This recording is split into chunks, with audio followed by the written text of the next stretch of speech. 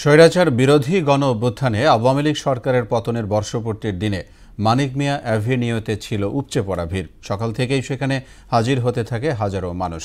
স্বৈরাচার বিদায়ের উৎসবে সামিল হয় তারা, উপভোগ করেন নানা সাংস্কৃতিক আয়োজন। এসইউ সেলিমকে সাথে নিয়ে আরও জানাচ্ছেন মাহবুব হাসান রিপন। বুক পকেটের জিম্মির স্বাধীনতাকে মুক্ত করার আনন্দের দিন ৫ আগস্ট। সেই বিজয়ের উদযাপনকে প্রাণ সঞ্চারিত করে জুলাই ঘোষণাপত্র।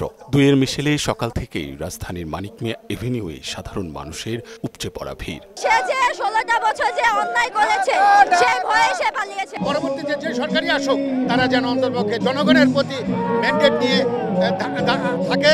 আমরা চাইছিলাম যাতে পরবর্তীতে যারা নির্বাচনের পরে যারা ক্ষমতায় আসবে তারা যাতে দুর্নীতি করতে না পারে। গুলি করো কাপুরুষ, তুমি শুধু একজন মানুষকেই হত্যা করবে, তার বিপ্লবী চেতনাকে নয়। বিপ্লবের মহানায়ক চে গুয়েভারার সেই উক্তির যেন দারুণ উদাহরণ হয়ে থাকলো সংসদ ভবন এলাকা। পরিশেষে আমি নিজেও সেদিন গুলিবিদ্ধ হয়েছিলাম, সেটা একটা আমার স্মরণীয় দিন। আন্দোলন করতে করতে একটা সময় এই হাসিনার বাড়িতে গেলাম এবং নিজের যে একটা অধিকার মনে হলো যে আমরা স্বাধীন হয়েছি।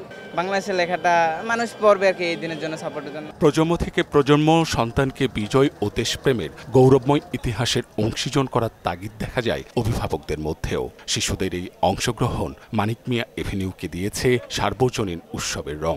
আমি বাংলাদেশের ছবি আঁকছি গালের মধ্যে, আর মাথার মধ্যে বাংলাদেশের বিল। ড্রোন শো দেখতে যাচ্ছি, পতাকা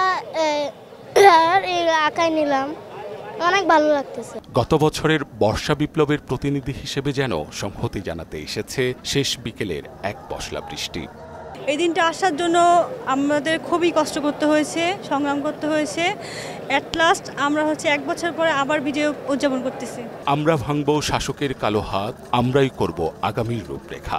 আমরা গড়ব হাতে হাতে ব্যারিকেড, পথেই হবে তোমার সাথে দেখা। প্রদীপ বালার কবিতার পঙ্ক্তির মতোই যেন দৃঢ়তা নিয়ে মানিক মিয়া এভিনিউয়ে এসেছিল সর্বস্তরের মানুষ।